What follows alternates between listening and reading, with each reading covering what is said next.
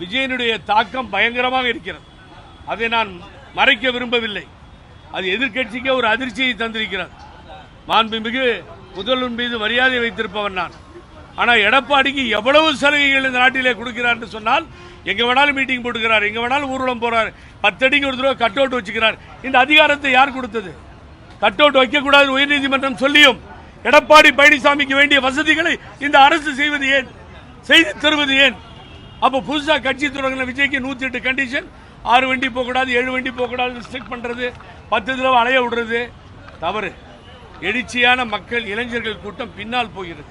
அவன் பைத்தியக்காரங்க 4 பேர் பேசிட்டு இருக்கான். என்ன பேசுறான்னா, இது ஓட்டா மாறுமா? அந்த கூட்டமே பின்னாடி போற லட்சக்கணக்கான மக்கள் தொண்டர்கள் ஓட்டா மாறாது, வேட்டா மாறும். வேட்டாக மாறப்போகிறது வருங்காலத்தில். இந்த சுபாஷ், நான் உண்மையை சொன்னா உடனே விஜய் பக்கம் போறீங்களா அதிமுக இருந்து சொல்லி. சார், என்றைக்கும் பாருங்க, இன்னைக்கு ஒரு அண்ணா படத்தையும் பேரறிஞர் அண்ணா படத்தையும் நல்ல கேள்வி கேட்டீங்க. தந்தை பெரியார் படத்தையும் முன்னாடி வைக்கிறாருங்க.